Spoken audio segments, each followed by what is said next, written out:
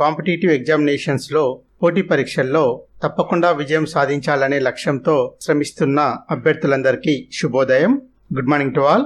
Current affairs అంశాలలో examination point of వ్యూలో రావడానికి అవకాశం ఉన్న ముఖ్యమైన కరెంట్ అఫైర్స్ క్వశ్చన్స్ను, వాటికి సంబంధించిన ముఖ్యమైన కీ పాయింట్స్ను మనం పరిశీలిద్దాం. ఇక వీడియోను స్టార్ట్ చేద్దాం. యునైటెడ్ స్టేట్స్ ఆఫ్ అమెరికా ఉపాధ్యక్షురాలు కమలా హ్యారిస్ ఇటీవల వార్తల్లో నిలవడానికి కారణం? కరెక్ట్ ఆన్సర్ ఆప్షన్ సి, 195 సంవత్సరాల తర్వాత ఓటు హక్కును వినియోగించుకోవడం. దీనికి సంబంధించిన నేపథ్యాన్ని మనం పరిశీలిస్తే 195 సంవత్సరాల తర్వాత అమెరికా ఉపాధ్యక్షుడు లేక ఉపాధ్యక్షురాలు సెనేట్లో తమ ఓటు హక్కును వినియోగించుకోవడం జరిగింది. అంటే 1825 నుండి 35 మధ్య కాలంలో అప్పటి అమెరికా ఉపాధ్యక్షుడిగా పనిచేసిన జాన్ సి కాల్హౌన్ సెనేట్లో తమ యొక్క ఓటు హక్కును వినియోగించడం జరిగింది. ఆ తర్వాత 195 సంవత్సరాల తర్వాత 2023లో కమలా హ్యారిస్ సెనేట్లో తన యొక్క ఓటు హక్కును వినియోగించుకోవడం జరిగింది. దీనికి కారణం ఏంటంటే భారతీయ అమెరికన్ అయిన కల్పనా కొటగల్ గారు సెనేట్ కు సంబంధించిన సమాన ఉపాధి అవకాశాల కమిషన్ లో నియమించేందుకు కల్పనా కొటగల్ నియామకానికి సంబంధించి ఓటింగ్ జరిగింది. అయితే ఇక్కడ 50-50 ఓట్స్ రావడంతో టై కావడం జరిగింది. తప్పనిసరి పరిస్థితుల్లో ప్రస్తుత అమెరికా ఉపాధ్యక్షురాలైన కమలా హ్యారిస్ గారు తమ ఓటు హక్కును కల్పనా కొటగల్ గారికి మద్దతుగా వినియోగించుకోవడం జరిగింది. అమెరికా ప్రజాస్వామ్య చరిత్రలో రేర్గా సంభవించే సంఘటనలు ఇవి. ఇలాంటి సంఘటనలను బ్యూటీ ఆఫ్ డెమోక్రసీగా చెప్పొచ్చు అన్నమాట. Next question. Online gaming, casino, గుర్రపు పందాలు మొదలైన వాటిపై నూతనంగా విధించిన GST slab? Correct answer option D, 28%. ఇది ఎందుకు మన ఎగ్జామినేషన్లో ఇంపార్టెంట్ అంటే జిఎస్టీలో 28% స్లాబ్ లేక్ తీసుకుని రావడం కారణంగా పర్ ఇయర్ ఒక్కో సంవత్సరానికి 20,000 కోట్ల ఆదాయం సమకూరుతుందని గవర్నమెంట్ ఆఫ్ ఇండియా అంచనా వేస్తోంది. జిఎస్టి కౌన్సిల్ అంచనా వేస్తోంది. ISRO Indian space research organisation Chandrayaan 3 ప్రయోగానికి వినియోగించిన వాహక నౌక? Correct answer option C, LVM-3 M4 వాహక నౌక. చంద్రయాన్ 3 ప్రయోగం మన భారతదేశ అంతరిక్ష చరిత్రలోను మరియు ప్రపంచ అంతరిక్ష చరిత్రలో ఒక మైల్ స్టోన్ వంటి ప్రయోగం. దీనిపై ప్రతి పాయింట్ను కవర్ చేస్తూ నా యూట్యూబ్ ఛానల్లో చంద్రయాన్ 3 ప్రయోగానికి సంబంధించి ఒక ప్రత్యేకమైన వీడియోను అప్లోడ్ చేయడం జరుగుతుంది. అంటే ఇక్కడ ఈ ప్రయోగానికి సంబంధించి లోతైన విశ్లేషణ ఎంతో అవసరం. చంద్రయాన్ 1, చంద్రయాన్ 2 అండ్ చంద్రయాన్ 3 ఈ ప్రయోగాలకు సంబంధించి పూర్తి డేటాను మరియు ఒక్కొక్క ప్రయోగానికి ఉన్న ప్రాముఖ్యతను కంపారిజన్ను చేస్తూ చంద్రయాన్ 3లో వినియోగించిన వివిధ రకాలైన పరికరాలు మరియు వాటి యొక్క పర్పస్ను డీటెయిల్గా మనం స్టడీ చేయడం జరుగుతుంది. Next question. ఫ్రాన్స్ జాతీయ దినోత్సవానికి, బాస్టిల్ డే దినోత్సవానికి మోడీ గారు గౌరవ అతిథిగా హాజరయ్యారు. క్రింది అంశాల్లో సరైన ప్రకటన ఏది?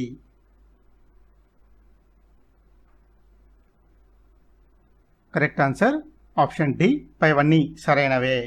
మన భారతదేశ ప్రధానమంత్రి శ్రీ నరేంద్ర మోడీ గారు ఫ్రాన్స్ దేశ జాతీయ దినోత్సవానికి గౌరవ అతిథిగా హాజరైన నేపథ్యంలో మోడీ గారి ఫ్రాన్స్ పర్యటనకు సంబంధించి ఎగ్జామినేషన్ పాయింట్ ఆఫ్ వ్యూలో ముఖ్యమైన పాయింట్స్ను మనం పరిశీలిస్తే బాస్టిల్ డే పెరేడ్కు, బాస్టిల్ డే సైనిక కవాతులో మన భారతదేశానికి చెందిన త్రివిధ దళాలు పాల్గొనడం జరిగింది. వీరి సంఖ్య 269 మరియు ఫ్రాన్స్ దేశ అత్యున్నత పౌర మరియు మిలిటరీ పురస్కారమైన grand cross of the legion of honour పురస్కారంతో మన భారత ప్రధానిని ఫ్రాన్స్ దేశం సత్కరించడం జరిగింది. ఈ అవార్డును అందుకున్న తొలి భారతీయుడు మన ప్రధాని మోడీ గారే. Very very important. అదేవిధంగా రెండు దేశాల మధ్య జరిగిన ఒప్పందాలను మనం పరిశీలిస్తే రక్షణ రంగ ఉత్పత్తుల్లో సహకారంతో పనిచేయాలని రెండు దేశాలు నిర్ణయించడం జరిగింది. ముఖ్యంగా యుద్ధ విమానాలు, హెలికాప్టర్స్ ఇంజిన్స్ ను సంయుక్తంగా డెవలప్ చేయాలని రెండు దేశాలు నిర్ణయించాయి. భారత నౌకాదళానికి అత్యంత ముఖ్యమైన 3 స్కార్పియన్ జలాంతర్గాములను నిర్మించే ప్రాజెక్టుపై రెండు దేశాలు సంయుక్త ప్రకటనను విడుదల చేయడం జరిగింది. అదేవిధంగా మన భారతదేశం ఫ్రాన్స్ వ్యూహాత్మక బంధానికి 25 సంవత్సరాలు పూర్తి అయ్యాయి. ఇక మరో 25 సంవత్సరాలకు మార్గదర్శిని రెండు దేశాలు తయారు చేస్తున్నామని ప్రకటించడం జరిగింది. మరో ముఖ్యమైన పాయింట్ ఏంటంటే ఇండియా ఫ్రాన్స్ ఇండో పసిఫిక్ మార్గసూచిని ఇరు దేశాలు ప్రకటించడం జరిగింది. పర్యావరణ కాలుష్యానికి సంబంధించి ప్లాస్టిక్ కాలుష్యాన్ని అంతమొందించేందుకు కలిసి పనిచేయాలని ఇండియా ఫ్రాన్స్ దేశాలు నిర్ణయించాయి. ఎకానమీ పరంగా ముఖ్యమైన పాయింట్ ఏంటంటే ఇండియన్ రూపాయి యూపీఐ సేవలను ఫ్రాన్స్ తమ దేశంలో అనుమతించడం జరిగింది. ఇండియన్ రూపీ ట్రాన్సాక్షన్ ను ఆమోదించిన తొలి ఐరోపా దేశం కూడా ఫ్రాన్సే. ఈఫిల్ టవర్ లో తొలి ట్రాన్సాక్షన్ ను చేయడం జరిగింది. రక్షణ రంగంలో మన భారతదేశానికి రష్యా తర్వాత అత్యంత కీలకమైన భాగస్వామి ఫ్రాన్స్ దేశమే కావడం విశేషం. ఫ్రాన్స్ దేశ ప్రస్తుత అధ్యక్షుడు ఇమాన్యుయల్ మెక్రాన్. Next question. ఇటీవలే ప్రధాని మోడీ గారు యునైటెడ్ అరబ్ ఎమిరేట్స్ లో పర్యటించారు. సరికాని ప్రకటనను గుర్తించండి. కరెక్ట్ ఆన్సర్ ఆప్షన్ ఏ. ఇరు దేశాలు సంయుక్త ఆయుధాల ఉత్పత్తి. మన భారత ప్రధాని శ్రీ నరేంద్ర మోడీ గారు ఫ్రాన్స్ పర్యటనను ముగించుకొని తర్వాత యునైటెడ్ అరబ్ ఎమిరేట్స్ దేశంలో పర్యటించడం జరిగింది. ఈ యొక్క పర్యటనకు సంబంధించి మన ఎగ్జామినేషన్ పాయింట్ ఆఫ్ వ్యూలో ముఖ్యాంశాలను మనం పరిశీలిస్తే యుఏఈ అధ్యక్షుడు Sheikh Mohamed bin Zayed Al Nahyan ఇతనితో మన భారత ప్రధాని మోడీ గారు చర్చలు జరపడం జరిగింది. రెండు దేశాలు ఆర్థిక, ఇంధన, విద్యా రంగాల్లో పలు ఒప్పందాలను చేసుకోవడం జరిగింది.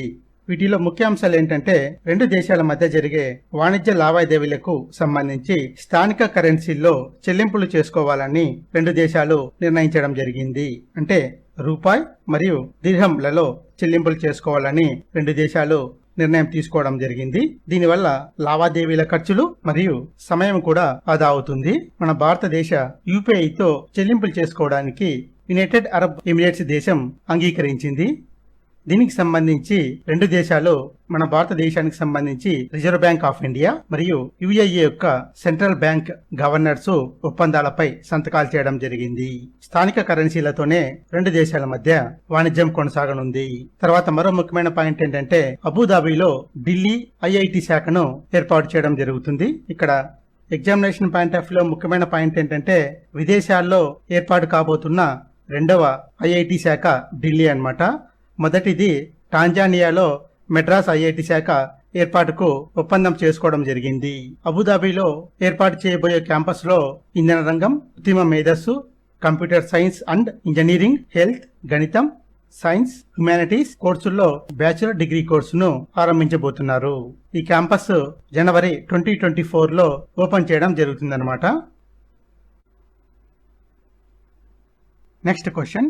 భారత సుప్రీంకోర్టు నూతన న్యాయమూర్తులుగా నియమించబడ్డ అంశానికి సంబంధించి సరైన ప్రకటన ఏది? Correct answer option E, A and B. Justice Ujjal Bhuyan మరియు జస్టిస్ సరస వెంకట నారాయణ భట్. జస్టిస్ ఉజ్జల్ బుయన్ గారు తెలంగాణ హైకోర్టు ప్రధాన న్యాయమూర్తిగా పనిచేయడం జరిగింది. అదేవిధంగా జస్టిస్ సరస వెంకట నారాయణ భట్ గారు కేరళ రాష్ట్ర హైకోర్టు ప్రధాన న్యాయమూర్తిగా పనిచేయడం జరిగింది. వీరిద్దరి నియామకంతో ప్రస్తుత సుప్రీంకోర్టు న్యాయమూర్తుల సంఖ్య 32కు చేరింది. టోటల్ స్ట్రెంత్ వచ్చి 34. వీరిద్దరితో సుప్రీంకోర్టు ప్రధాన న్యాయమూర్తి అయిన జస్టిస్ డివై చంద్రచూడ్ గారు ప్రమాణ స్వీకారం చేయించడం జరిగింది. Next question. Wimbledon grand slam 2023 మహిళా విజేత. Correct answer option A, Marketa Vondrousova. ఈమె చెక్ రిపబ్లిక్ దేశానికి చెందిన క్రీడాకారిణి. వింబుల్డన్ మహిళా టైటిల్ గెలిచిన తొలి అన్సీడెడ్ క్రీడాకారిణిగా చరిత్రను సృష్టించడం జరిగింది. ఫైనల్లో ఈమె 6th సీడ్ అయిన జాబెర్పై విజయం సాధించింది. వింబుల్డన్ గ్రాండ్ స్లామ్ మహిళా విజేతకు ప్రైజ్ మనీ 25.25 కోట్లు కాగా రన్నర్ అప్ కు మాత్రం 12.62 కోట్లుగా నిర్ణయించడం జరిగింది. నెక్స్ట్ వీడియోలో మరిన్ని కరెంట్ అఫైర్స్ అంశాలను ఎగ్జామినేషన్ పాయింట్ ఆఫ్ వ్యూలో మనం డిస్కస్ చేద్దాం. Thank you very much for watching this video.